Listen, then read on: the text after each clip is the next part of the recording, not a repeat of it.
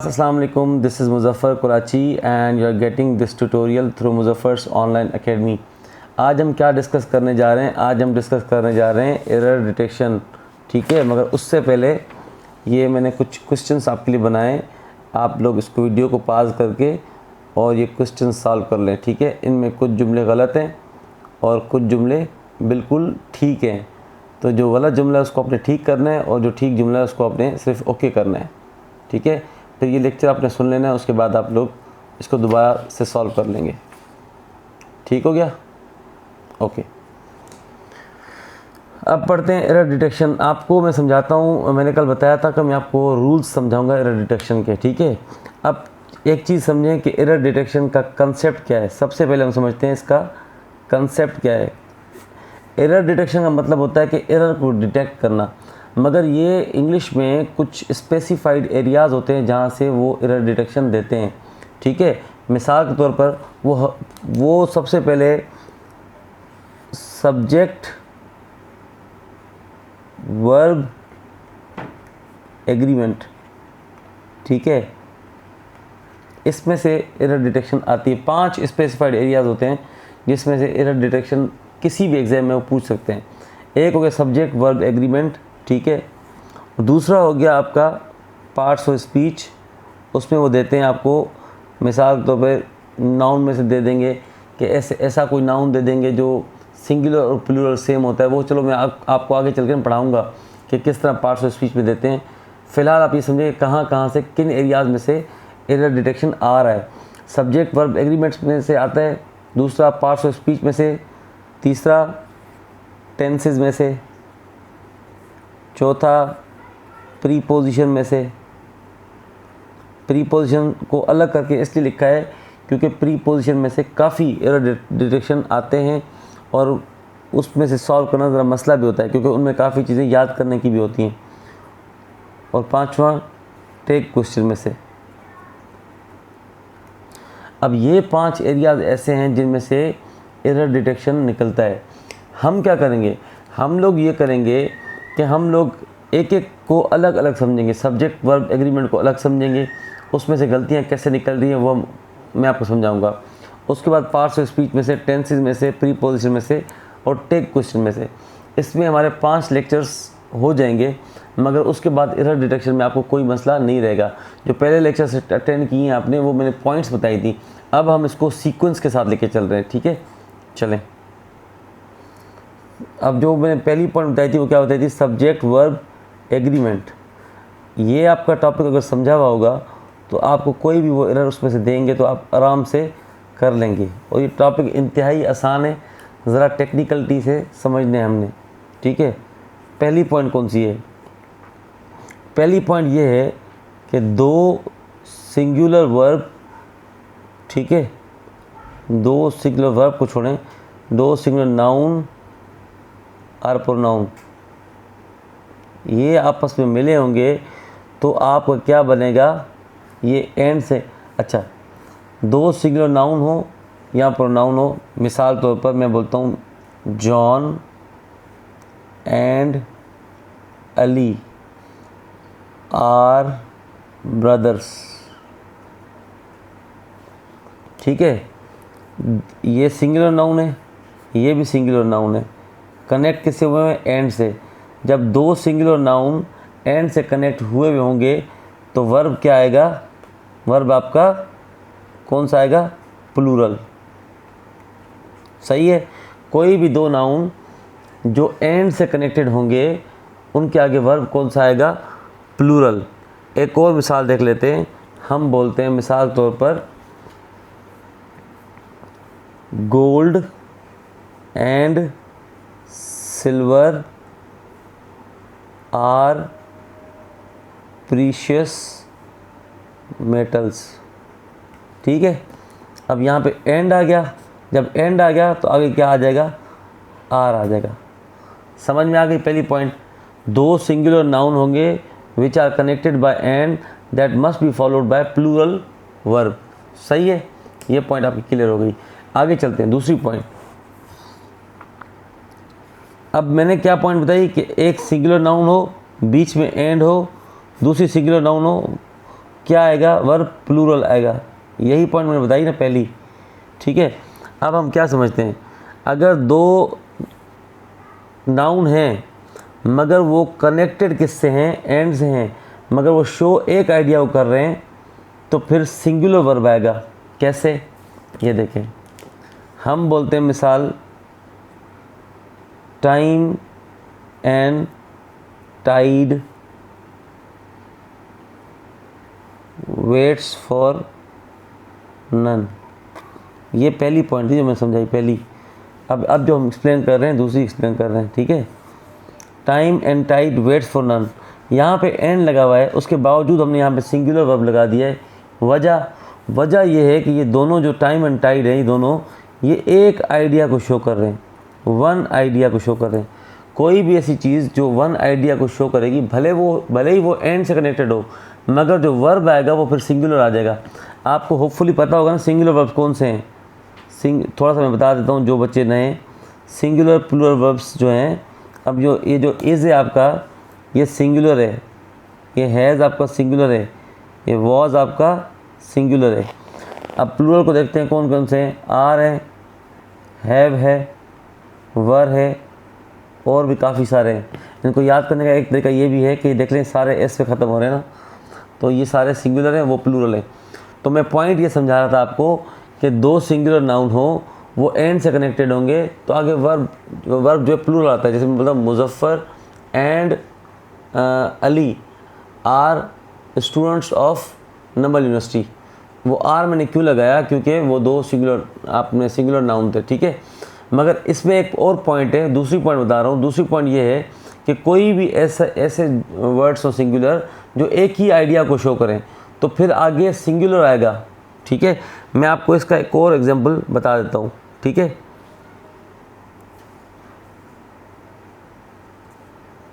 The horse and carriage, यहाँ पे are आना चाहिए या इज़ आना चाहिए, एट द डोर। अब ये बड़ा कंफ्यूजिंग है, यहाँ पे लगता है बच्चों को ऐसा है कि ये दोनों चीज़ें एंड से कनेक्टेड हैं, यहाँ पे आर आएगा, मगर बेसिकली यहाँ पे क्या आएगा, यहाँ पे इज़ आएगा। क्यों, रीज़न क्या है, हर चीज़ का रीज़न होता है ना। रीज़न ये है कि ये दोनों एक ही चीज़ को शो कर रहे हैं। अगर ये दोनों अलग अलग चीज़ों को शो करते तो यहाँ पे हम आर लगाते हैं। मिसाल तौर पर हम बोलते हैं the horse and the carriage. अब ये देखें दोनों में दी अलग लगा हुआ है ना, तो इसका मतलब ये दोनों अलग अलग चीज़ों को रेफ़र कर रहे हैं। The horse and the carriage are at the door, ठीक है। यहाँ पे फिर आर आ जाएगा।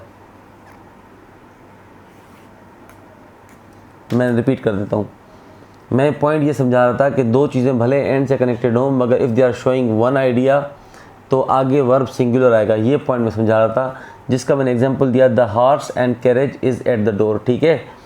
अब मैंने इसके अलावा एक और पॉइंट आपको बताइए कि दोनों चीज़ों में अगर हमें the horse and the carriage दोनों में आप देखेंगे तो इसमें द अलग लगा हुआ है, द अलग लगा हुआ है, तो इसका मतलब ये दो अलग अलग चीज़ें हैं, दोनों ये अलग अलग चीज़ें हैं। जब ये दोनों अलग अलग चीज़ें हैं and they are connected by and, तो ऑब्वियसली आगे जो वर्ब आएगा वो आर आना है, ठीक है।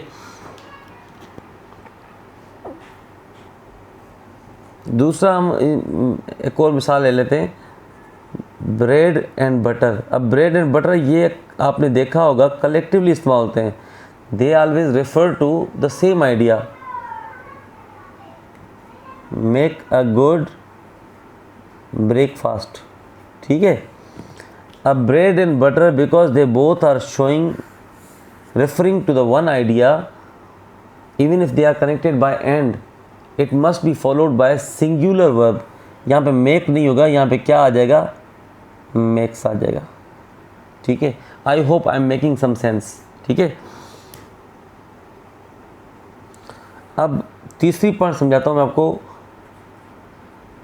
पैरेंथेटिकल, ठीक है। अगर दो सिंगुलर वर्ब हैं और वो ज्वाइन हुए पैरेंथेटिकल से, और बीच में भले कुछ भी आप विथ लगा दें, एज वेल एज लगा दें, तो आगे सिंगुलर आएगा। मैं बताता हूँ किस तरह। ये देखें, भले विथ आ जाए या एज वेल एज आ जाए, आगे वर्ब कौन सा होगा? सिंगुलर। अब ये बात आपको यहाँ पे समझ में नहीं आएगी, मैं आपको जब मिसाल देकर समझाऊंगा तो ये आपको इंशाल्लाह क्लियर हो जाएगी। मिसाल हम ले लेते हैं इसका। मिसाल कौन सा हो जाएगा आपका? Silver as well as cotton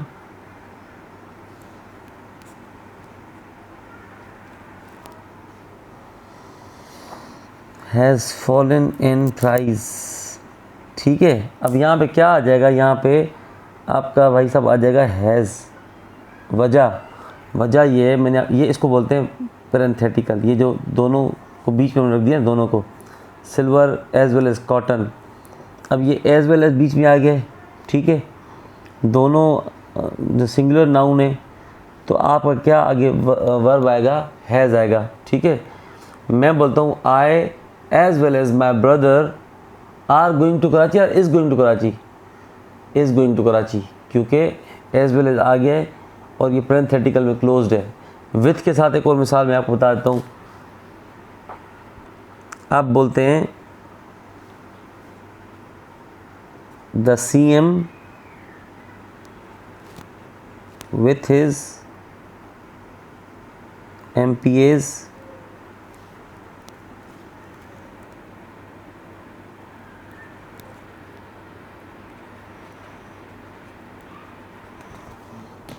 अब यहाँ मैंने CM लगाया, यहाँ पे विथ लगा दिया, विथ इज MPAs, ये दोनों तरफ मैंने कामा लगा दी। यहाँ पे आपका सिंगुलर वर्ब आएगा फिर। ठीक है, तो पॉइंट बता मैं ये रहा हूँ कि पैरेंथेटिकल आ जाए, जो दो सिंगुलर, ये सिंगुलर है, ये भी सिंगुलर है, ठीक है, कॉटन, ये एज वेल एज से कनेक्टेड हो या फिर विथ से कनेक्टेड हो, आगे आपका सिंगुलर ही आएगा। ठीक है, वर्ब जो है वो आपका सिंगुलर आएगा। ठीक है, so far we have studied 3 points. ठीक है, पहली पॉइंट ये थी दो सिंगुलर नाउन हो कनेक्टेड बाय एंड, आगे प्लूरल आएगा। दूसरी पॉइंट थी दो सिंगुलर नाउन हो एक ही आइडिया को रेफर करें तो आगे सिंगुलर आ जाएगा। उसके बाद तीसरी पॉइंट में समझाइए मैंने कि दो सिंगुलर नाउन हो, बीच में एज वेल एज आ जाए या विथ आ जाए, वो पैरेंथेटिकल में क्लोज्ड हो, तो आगे सिंगुलर वर्ब आएगा। अब मैं आपको फोर्थ पॉइंट समझाता हूँ। अच्छा, I don't know why video is not clear, let me try.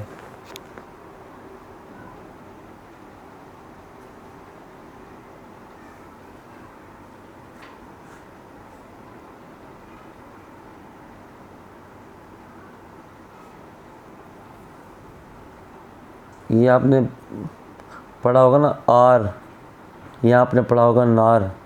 ये भाई साहब जहाँ पे भी आ जाएं आपने ये समझ लेना है जो वर्ब होगा वो कौन सा आएगा? सिंगुलर। ठीक है, एक मिसाल देके मैं आपको समझाता हूँ। फॉर एग्ज़ाम्पल,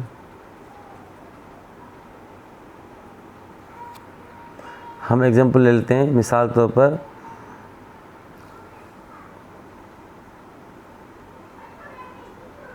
आइदर को छोड़ देते हैं, हम कोई आसान सा मिसाल लेते हैं जो आपको समझ में आ जाए। हम बोलते हैं, चलो आइदर ले लेते हैं। आइदर द कैट और द डॉग। अब क्या है आगे? अब हम वर्ब की जगह छोड़ देते हैं खाली, फिर क्या बोलेंगे? Been here. ठीक है, इसमें हम बीच में कौन सा? आइदर द कैट और the dog dash been there, has been there और हैव बिन देयर। यहाँ पे हम लगा देंगे हैज़ बिन देयर। क्यों? क्योंकि आर लगा हुआ है। जहाँ पे आर लगा हुआ होगा तो आप समझ जाएंगे यहाँ पे हैज़ आना है, हैव नहीं आना। ठीक है, अब हम मिसाल लेते हैं, एक और मिसाल ले लेते हैं। Neither food nor water to be found there. ठीक है, अब ये एक जुमला हो गया, neither food nor water dash to be found there. अब क्या आना चाहिए यहाँ पे, वॉज टू बी फाउंड होना चाहिए या वर टू बी फाउंड? यहाँ पे वॉज टू बी फाउंड होना चाहिए। वजह, रीज़न ये है कि जहाँ पे आर आ जाता है या नॉर आ जाता है, कहाँ गया नॉर, ये नॉर है ना, या आर आ जाएगा या नॉर आ जाएगा, तो जो वर्ब होगा वो क्या हो जाएगा, सिंगुलर हो जाएगा। यहाँ पे सिंगुलर वर्ब दिया है, यहाँ पे सिंगुलर। ये पॉइंट आपकी क्लियर हुई, मगर इसके साथ आपने ये भी समझना है, क्या समझना है आपने, जो इम्पोर्टेंट है वो ये है कि एक इन दोनों सब्जेक्ट, ये तो कैट सिंगुलर था, ये भी सिंगुलर था ना, दो सब्जेक्ट हों, उसमें से एक सिंगुलर हो और एक प्लूरल हो, फिर क्या होगा। जैसे ये तो दो सब्जेक्ट थे ना, कैट भी सिंगुलर था, डॉग भी सिंगुलर था, मगर यहाँ पे दो सब्जेक्ट हों, एक सिंगुलर हो और एक प्लूरल हो, फिर आपका वर्ब आ जाएगा प्लूरल। क्यों, ये मैं किसकी बात कर रहा हूँ, ये मैं बात कर रहा हूँ जब आर और नार लगा होगा, जो हम ऊपर रूल पढ़ के है ना उसी से कनेक्टेड है ये। आर नॉर में क्या होता है, सिंगुलर लगा होता है ना, मगर जब दो सब्जेक्ट हों जिसमें एक सिंगुलर हो और एक प्लूरल हो, फिर क्या आ जाएगा, फिर उसमें आपको आगे प्लूरल सब्जेक्ट देना पड़ेगा। ये मिसाल देख लें, neither the principal nor the teachers present in campus. अब neither the principal nor the teachers was present और वर प्रेजेंट, वर प्रेजेंट। कैसे, अब ये पॉइंट समझें। देखें, ये प्रिंसिपल सिंगुलर नाउन है, टीचर्स जो है प्लूरल नाउन है, हालांकि बीच में नॉर लगा हुआ है। नॉर का वैसे जनरल रूल क्या था कि नॉर आ जाए, आर आ जाए, सिंगुलर वर्ब आता है, पर यहाँ पे नॉर लगा हुआ है, उसके बाद भी प्लूरल वर्ब इस्तेमाल हुआ है। क्यों, उसकी वजह यह थी कि एक सब्जेक्ट सिंगुलर था, एक सब्जेक्ट प्लूरल था। जब एक सब्जेक्ट सिंगुलर हो, दूसरा सब्जेक्ट प्लूरल हो, तो फिर क्या होगा, फिर भले आर लगा हो, नार लगा हो, आपका जो वर्ब होगा वो आगे प्लूरल आ जाएगा। लाइट भी चली गई है, मगर मैं आपको लास्ट पॉइंट समझा देता हूँ, ठीक है, फिर इसको कल कंटिन्यू कर लेंगे, यहीं पे समझा देता हूँ। ये देखें, ये हो गया आपका each, every, everyone, anyone, anybody, either, neither, many आ। ठीक है, ये सारे जो आपके वर्ड्स है ना, इन सब के साथ सिंगुलर होता है। ये पॉइंट समझ गए तो आपका काफ़ी मसला हल हो जाएगा। ठीक है, हमारे पास ये बच्चे पॉइंट समझते नहीं हैं, हम बोलते हैं, जैसे मिसाल, मैं मिसाल दूं आपको, एक मिसाल से समझाता हूँ। ईच ऑफ these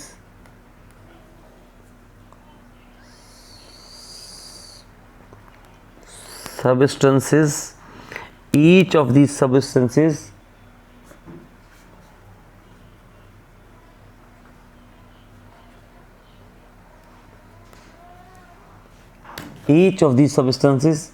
is, क्यों इज आएगा, उसकी वजह यह है कि ईच लगा हुआ है। हम बोलते हैं, मैं आपको वर्बली दो चार मिसाल बताता हूँ। Every one of you is responsible, क्या बोलते हैं हम लोग, every one of you is responsible. ठीक है, क्यों लगाते हैं इज़, क्योंकि एवरी वन लगा हुआ है। ठीक है, इसी तरह आइदर के साथ और नाइदर के साथ, मैनी आ के साथ, अच्छा मैनी आ के साथ तो ये आपने गौर से पढ़ना है, मैनी आ के साथ सिंगुलर आता है, ये बड़े कम बच्चों को पता होता है, और ये टेस्ट में मुख्तलिफ में मैंने देखा है कि आया है। मैं एक मिसाल एक समझाता हूँ। हम बोलते हैं मैनी अ